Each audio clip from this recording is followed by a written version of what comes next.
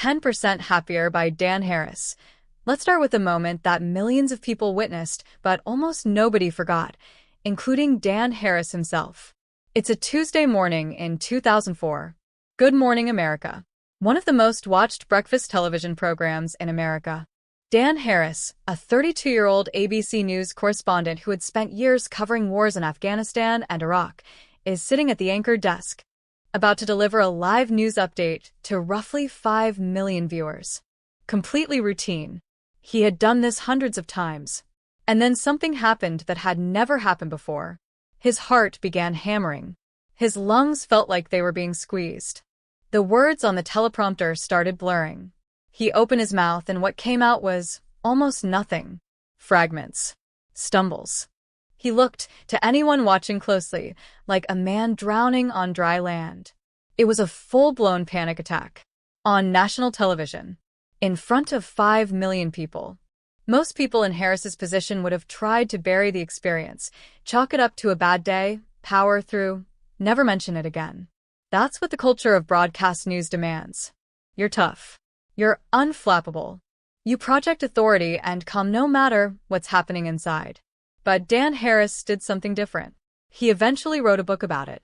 An honest, funny, deeply personal book about everything that led up to that moment on the desk, everything he did to understand it, and the completely unexpected practice that he discovered would help him manage the chaos in his own head.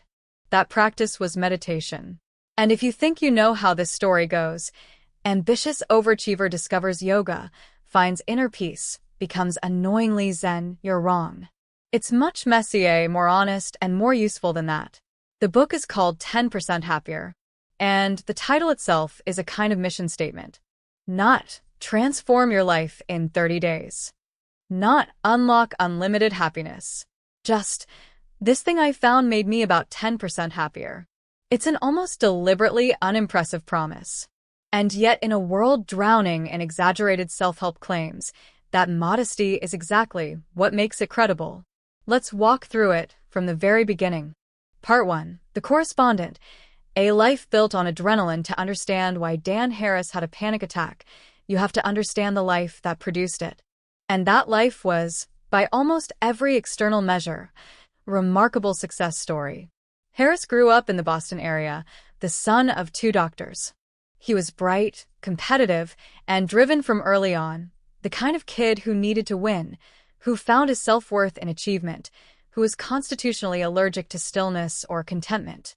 After college, he worked his way up through local news in Maine and Boston, eventually landing at ABC News in New York, where he distinguished himself as a sharp, ambitious correspondent willing to go anywhere and do anything for a story.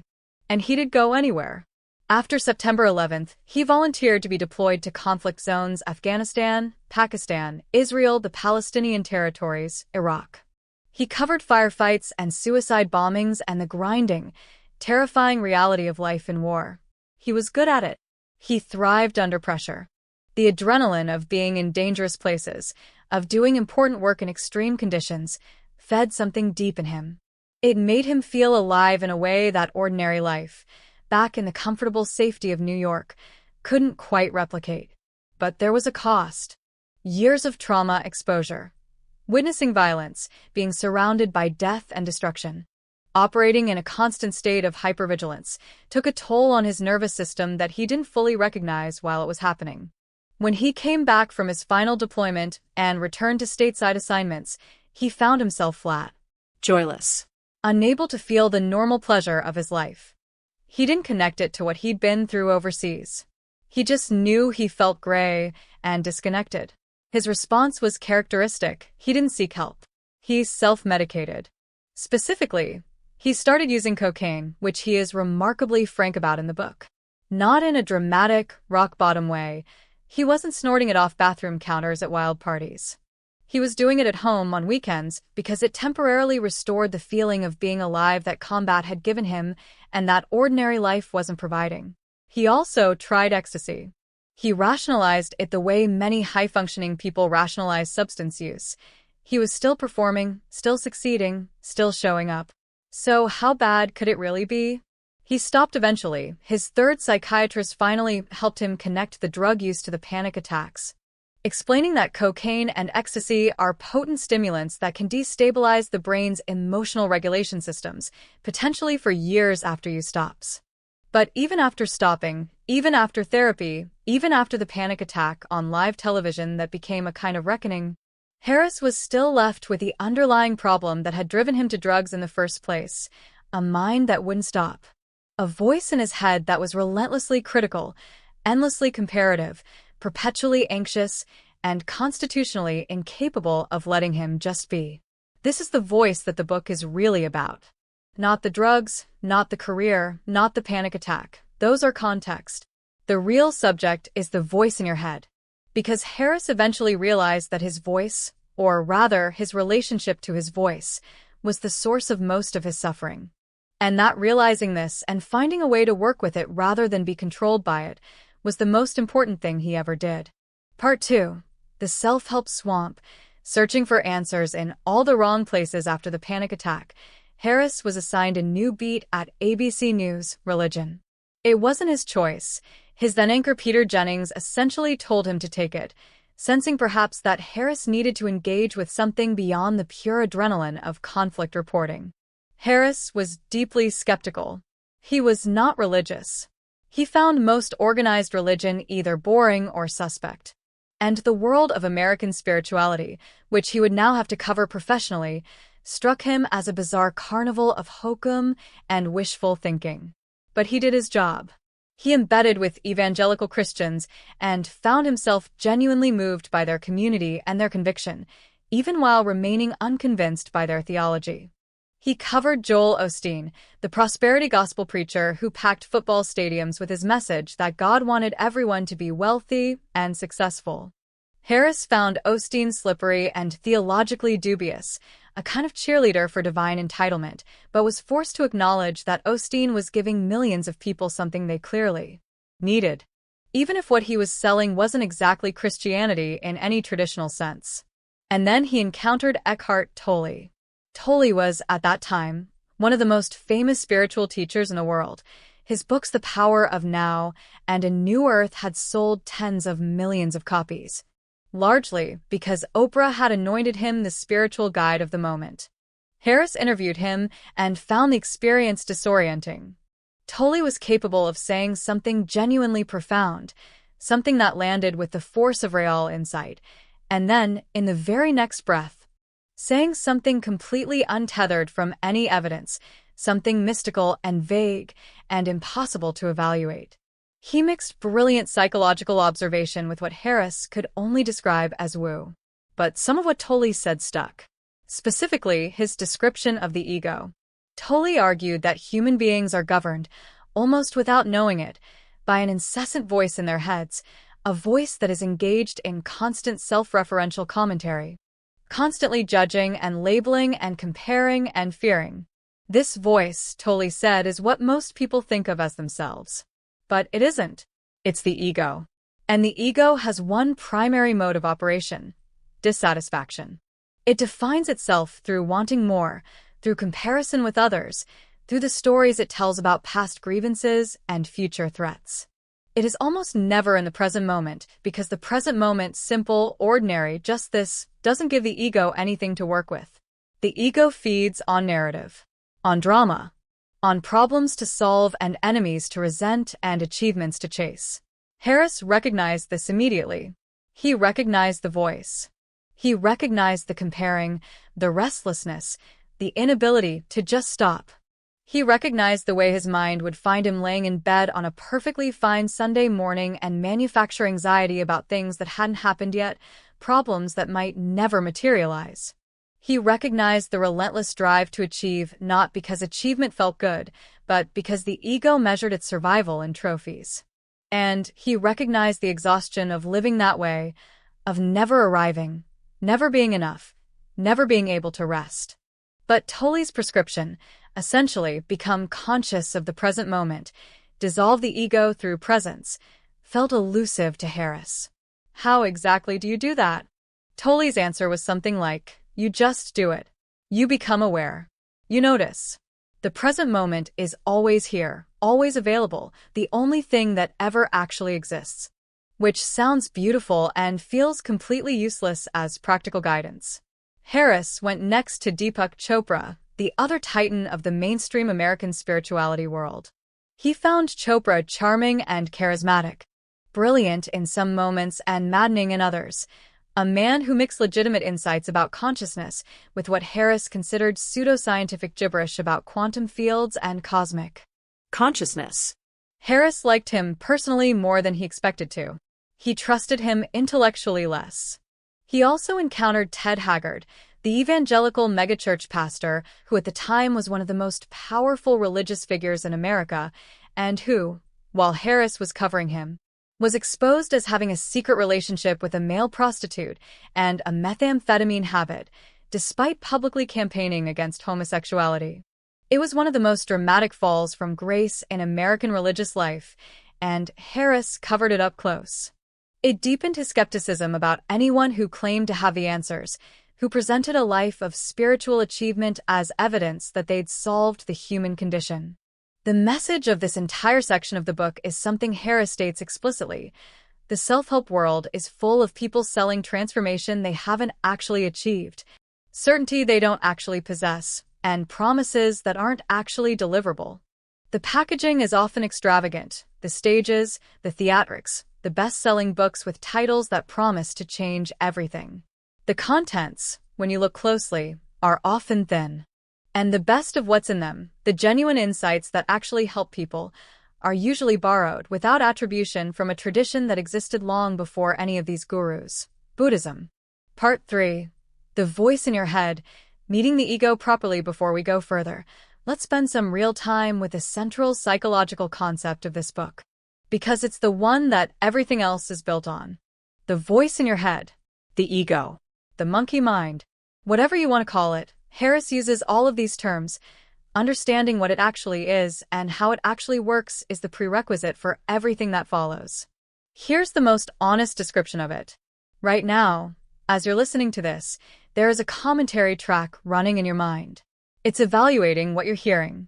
It's comparing it to things you already know. It's thinking about something you said yesterday that you wish you'd said differently. It's anticipating a conversation you need to have tomorrow. It's judging whether you're smart enough, successful enough, attractive enough, loved enough. It's rehearsing arguments. It's replaying old grievances. It's constructing narratives about who you are and what you deserve and what other people think of you. This commentary track runs almost continuously. Most of us have lived with it so long that we've stopped noticing it. It's just the background noise of being alive. We think we are the voice. We identify with it completely. When the voice says, "I'm anxious," we are anxious. When the voice says, "I'm a failure," we feel like a failure. We don't question where these pronouncements come from or whether they're accurate. We just receive them as reports from reality. But here's the thing that both Tolle and the Buddhist teachers Harris eventually encountered wanted him to understand. You are not the voice. The voice is something your mind produces, automatically, constantly, usually without your conscious direction.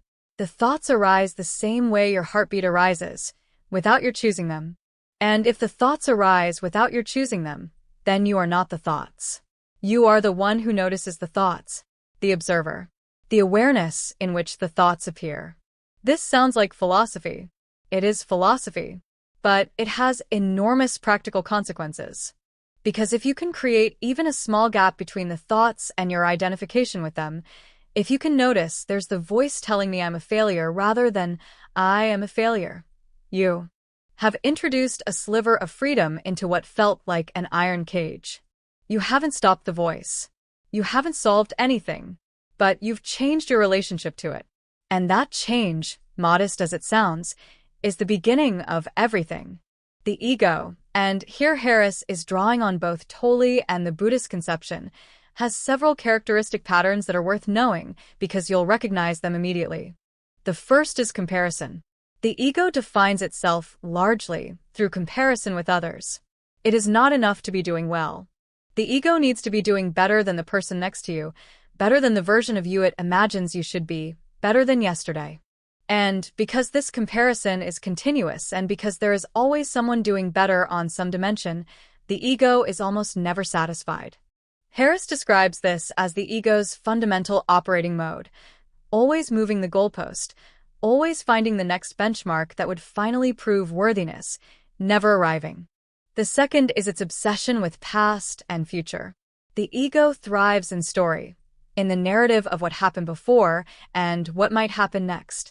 It is very rarely in the present moment because the present moment, just now, offers the ego very little to work with. The present is simple and ordinary, and mostly fine. The ego prefers to be in the past, nursing grievances, or in the future, manufacturing anxiety. As one Buddhist teacher put it to Harris, make the present moment your friend rather than your enemy. Because many people live habitually as if the present moment were an obstacle they need to overcome in order to get to the next moment. The third is its tendency toward drama. The ego loves a crisis. It loves a problem to chew on. If there's no immediate crisis, it will find one. It will dig up old resentments, project worst-case futures, catastrophize about things that haven't happened and may never happen. Harris describes this as the ego's drive for content. The ego cannot sit quietly with nothing happening. Silence and stillness are, to the ego, almost unbearable. Which is why the moment you try to sit still and quiet your mind, every thought you've ever had seems to arrive at once. The fourth characteristic, and this is the one that perhaps caused Harris the most trouble, is the ego's ability to masquerade as virtue. His relentless drive to succeed felt like ambition, like work ethic, like discipline. His constant internal criticism felt like high standards, like self-awareness. His inability to be still felt like vitality. He had never stopped to ask whether these qualities were actually serving him, whether the engine of his striving was producing outcomes that matched the cost it was extracting. The ego is very good at convincing you that its voice is the voice of reason, of integrity, of survival. Identifying it as a construct, as a pattern of thinking rather than the truth of who you are, is deeply disorienting and deeply liberating. Part 4. The Buddhist Turn. Finding the tradition that actually worked. Harris's eventual encounter with Buddhism came through two people who changed the trajectory of the book. Mark Epstein, a psychiatrist and longtime meditator who was one of the first people in Harris's life to explain Buddhism in a way that was completely stripped of mysticism, and Joseph Goldstein, a meditation teacher who had studied in Asia for years and who became one of Harris's primary guides into the practice itself. Mark Epstein was the one who made Harris see, for the first time, that what he was looking for had actually existed for 2,500 years. Hiding in plain sight underneath all the Oprah-endorsed spiritual gurus and the New Age bookstores. Buddhism, Epstein explained, was originally not a religion in the Western sense. It wasn't about worship or faith or a supernatural creator. It was a pragmatic, empirical investigation into the nature of suffering and how to reduce it. The Buddha was essentially a psychologist who did his research through direct investigation of his own mind. The core insight of Buddhism, what the Buddha is said to have realized under the Bodhi tree, is the concept of impermanence. Everything changes. Everything passes. Nothing that exists in the present moment will exist unchanged in the next moment. Your emotions, your circumstances, your relationships, your body, your thoughts, all of it is in constant flux. And human suffering, the Buddhist diagnosis goes, arises largely from our resistance to this fact. We cling to things we love, wanting them to stay. We push away things we don't want, wanting them to leave. We build our sense of self around things that are guaranteed to change, and then suffer when they do. This isn't pessimistic, Epstein told Harris. It's liberating. Because if you can genuinely accept impermanence, if you can really feel the truth of it, not just understand it intellectually, then you stop fighting a battle you cannot win. You stop trying to make permanent what is inherently temporary. And in stopping that fight, you find something that actually is available in the present moment. Peace, or at least the absence of unnecessary suffering.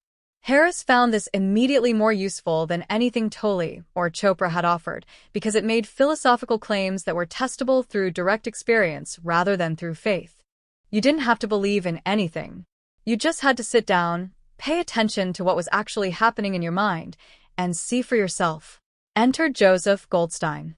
Goldstein had spent years in India and Burma studying meditation with traditional teachers before returning to America to teach. He was, Harris found, completely devoid of the theatricality and grandiosity of the self-help gurus Harris had been covering. He was modest, funny, precise. He talked about meditation the way a good doctor talks about a medical procedure. Here's what we're doing, here's why, here's what to expect. Goldstein introduced Harris to the basic practice that would become the foundation of everything, mindfulness meditation. And before we go further, let's make sure we understand what this actually means. Because it's one of those terms that has been so thoroughly mainstreamed and co-opted that its meaning has become muddy. Mindfulness, in the Buddhist sense that Goldstein taught it, is not relaxation. It's not visualization. It's not thinking positive thoughts or clearing your mind or going to a peaceful place. It is the deliberate, non-judgmental observation of your own experience in the present moment. That's it. You sit, you focus your attention on the physical sensation of breathing, the rise and fall of the chest, the air entering and leaving the nostrils, and when your attention wanders, which it will, constantly, you notice that it has wandered and you bring it back. Without judgment. Without self-criticism, just noticing and returning. This is the practice. It sounds almost insultingly simple. And it is hard in exactly the way that anything that sounds simple but requires sustained attention is hard. Your mind does not want to stay with the breath. Your mind wants to go everywhere, to the conversation you had this morning, to the email you need to send, to the worry about next week, to the memory from 3 years ago that still stings. The practice is not to prevent the mind from wandering. It is to notice when it has wandered and return, over and over and over.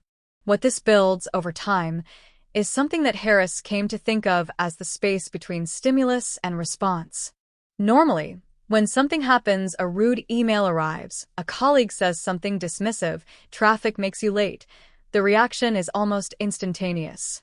The trigger and the response feel fused, as if they're one event. Meditation creates a tiny gap in that fusion. Not a wall, not an absence of emotion, but a moment of awareness that something is happening. And in that moment, however brief, you have a choice that you didn't have before. You can respond instead of react. Part 5. The Retreat. 10 days in silence. About a third of the way through the book, Harris does something that, for a person of his temperament, was essentially an act of temporary insanity. He goes on a 10-day silent meditation retreat. For those unfamiliar with the format, a silent retreat means 10 days without speaking, without reading, without writing, without phones or internet or contact with the outside world. You wake up early, you meditate for most of the day, sitting meditation, walking meditation, eating meditation, and you go to bed. That is your life for 10 days. No stimulation. No entertainment. No distraction. Just you, your mind, and the breath.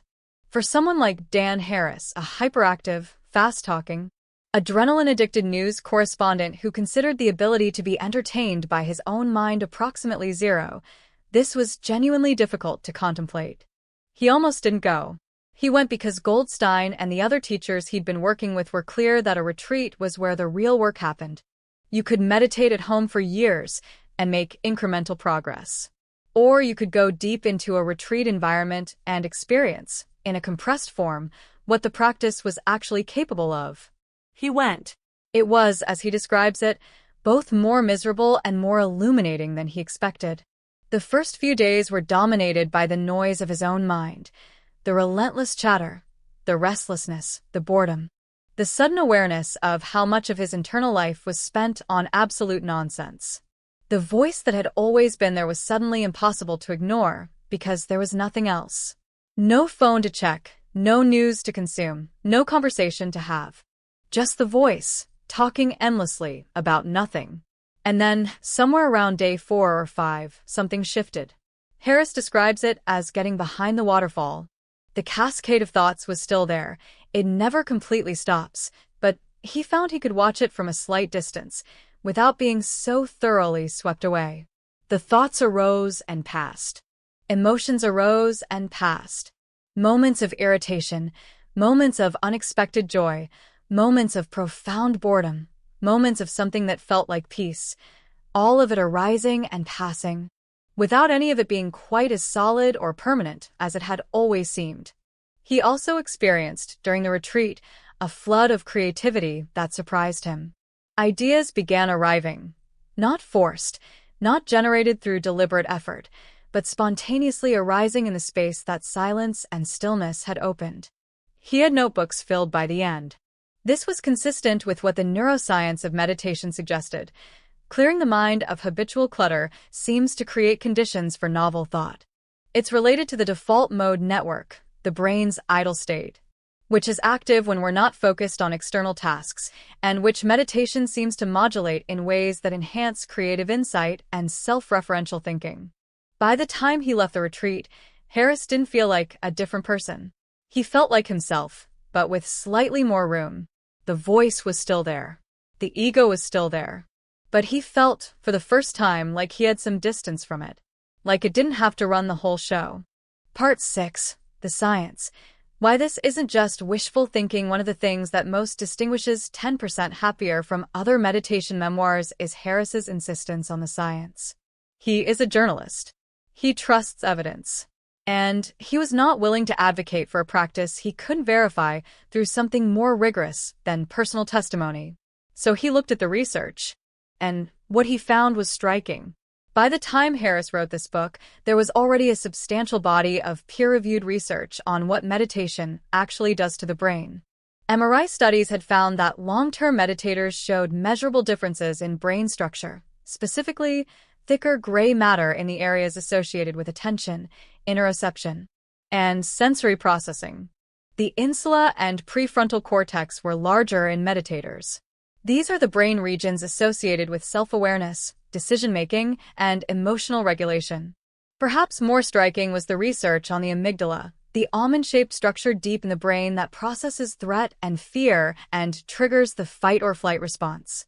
In non-meditators under stress, the amygdala tends to activate strongly and quickly, flooding the system with cortisol and adrenaline, triggering the cascade of physiological changes we experience as anxiety or panic.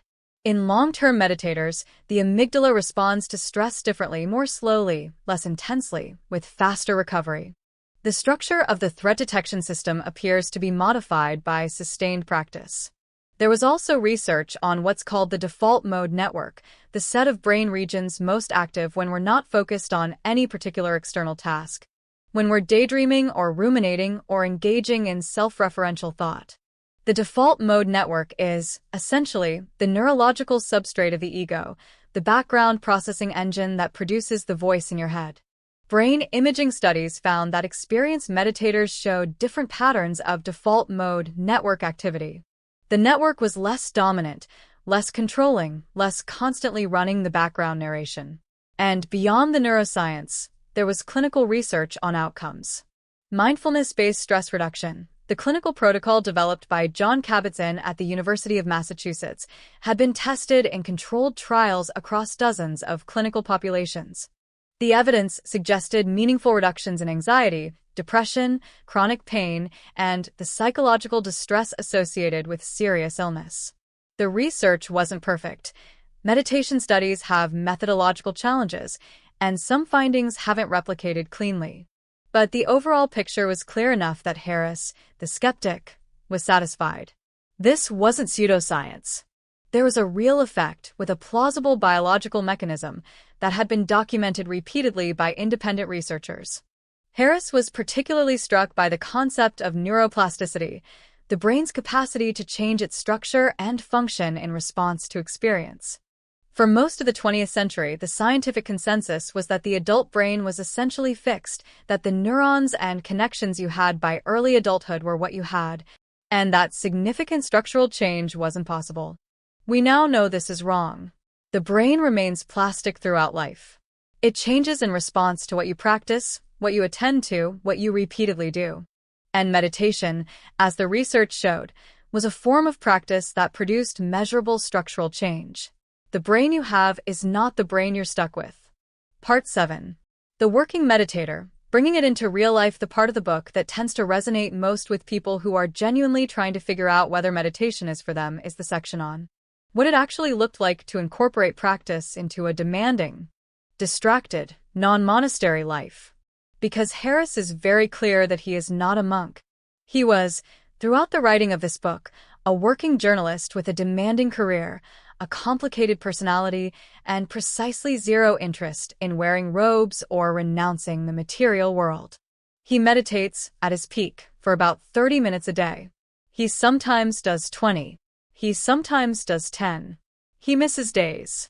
He gets frustrated. He has periods where the practice feels vivid and alive, and periods where it feels mechanical and pointless. He is not, by any traditional measure, a serious meditator, not compared to the people who have spent decades in deep retreat.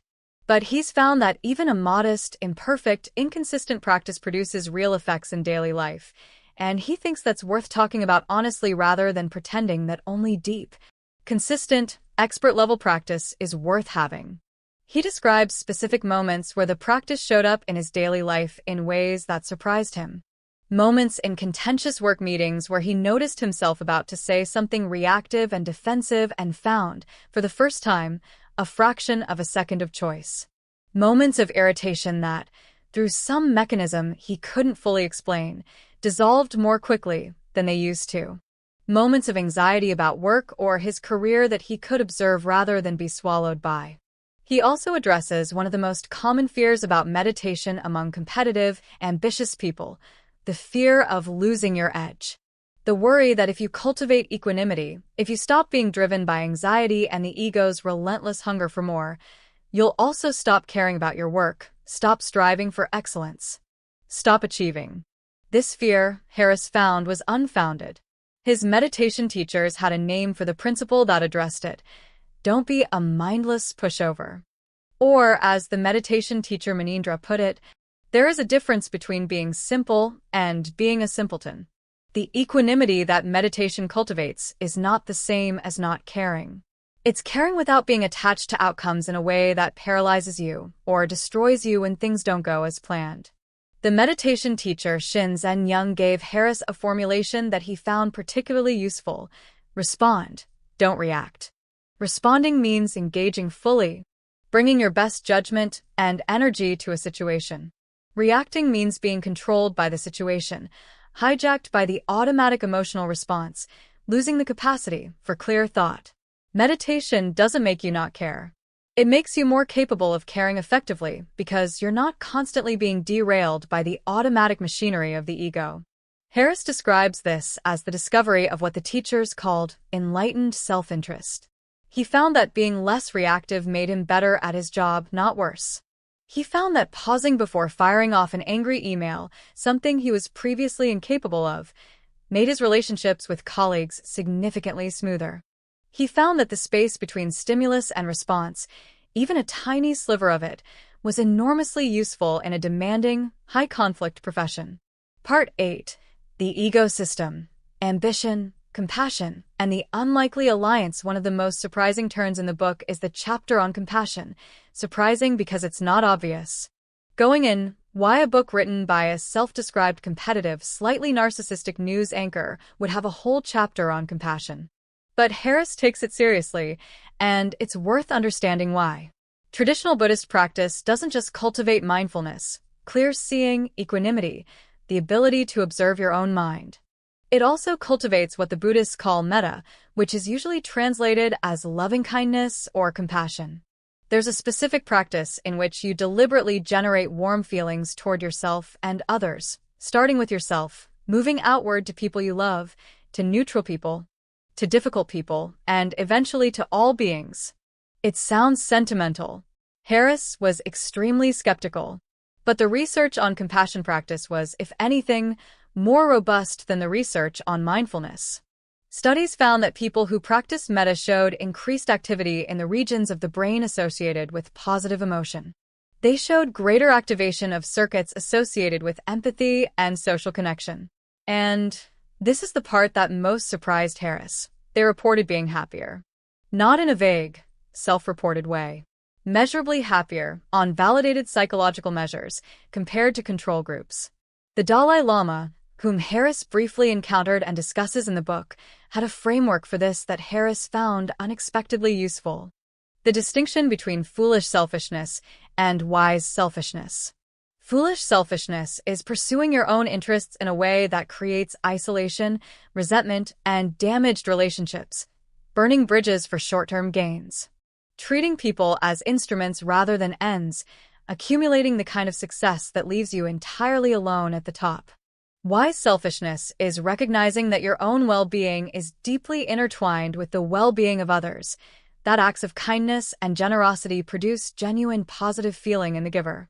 That strong relationships are one of the most reliable predictors of human happiness, and that being a person others want to be around is not just socially desirable, but genuinely in your interest. Harris found this framing liberating because it didn't require him to abandon ambition or to become selfless in some way that felt foreign to his nature.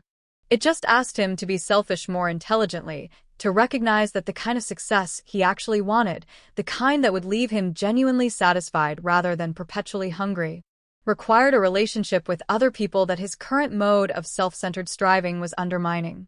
He started, tentatively, practicing small acts of deliberate kindness, noticing the person bringing his coffee, making eye contact with strangers in a way he usually didn't, taking an extra moment to express genuine appreciation to colleagues. He felt ridiculous doing some of it.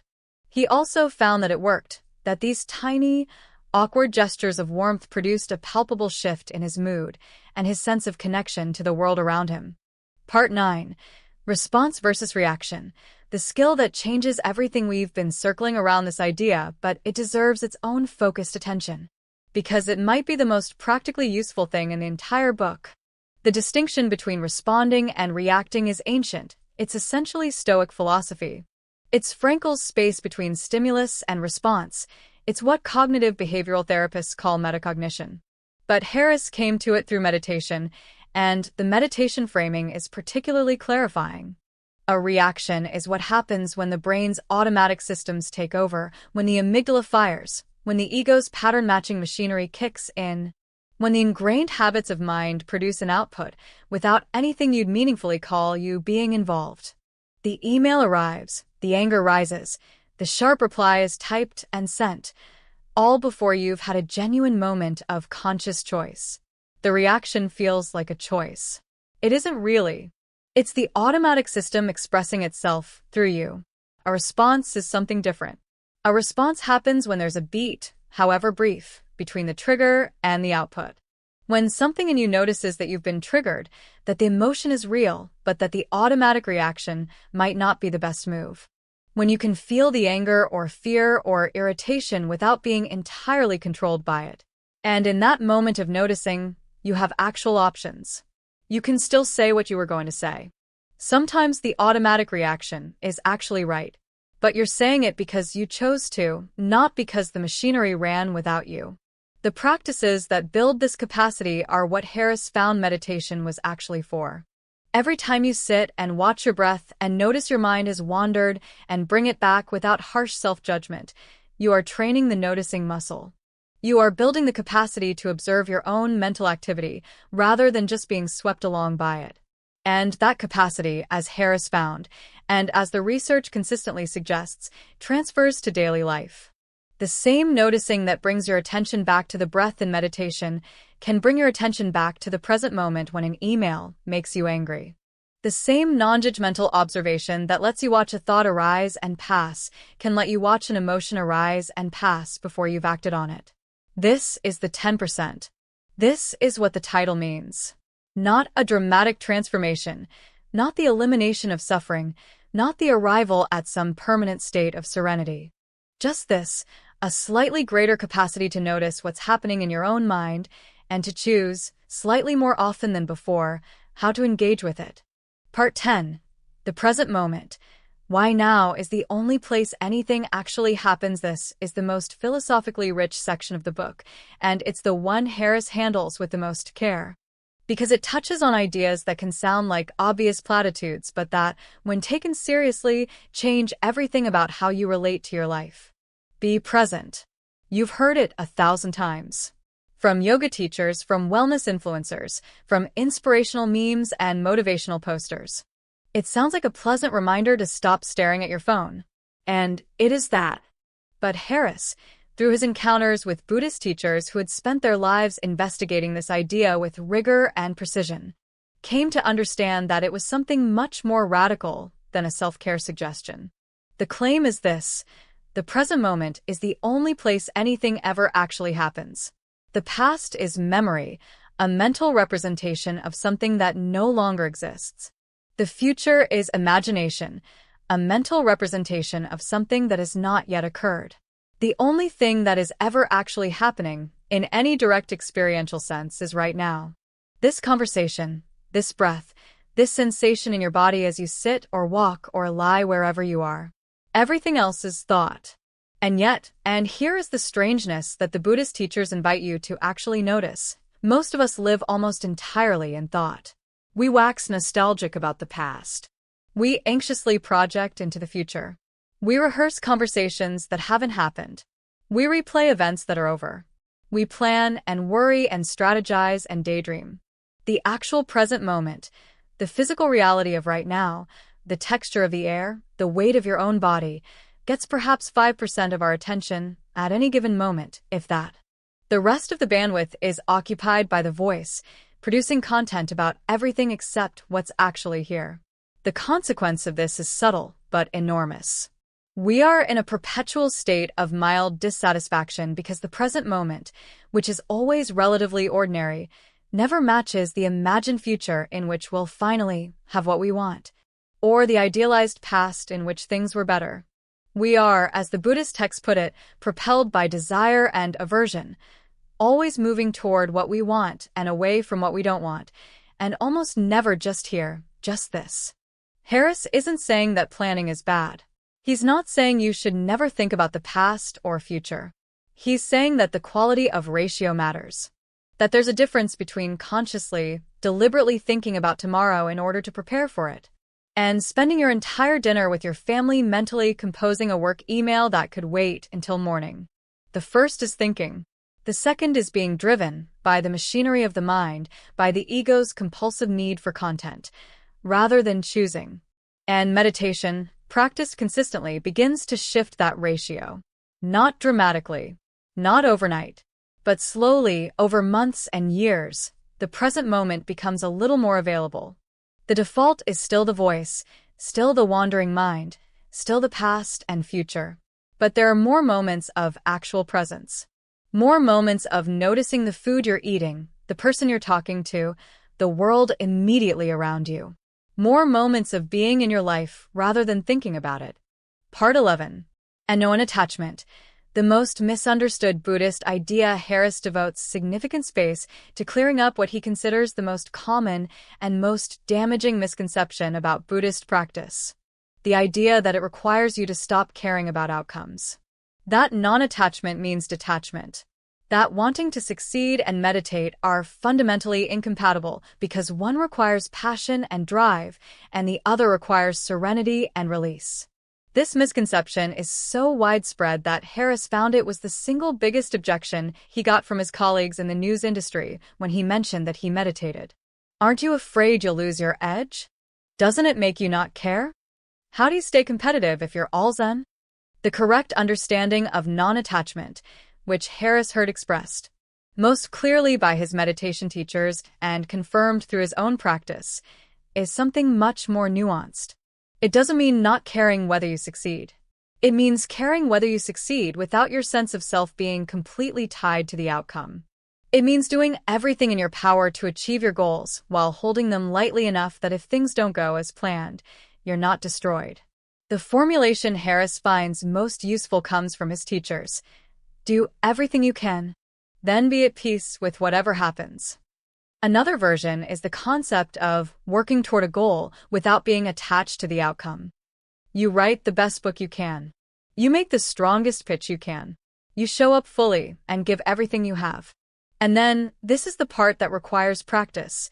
You let the outcome be what it is, because the outcome is genuinely not entirely in your control. You can influence it. You can't determine it. This turns out to be, paradoxically, a recipe for better performance rather than worse performance. Because the anxiety that comes from being completely identified with outcomes, the fear that if this fails, I fail, I am a failure, I am worthless, is one of the most significant performance inhibitors there is.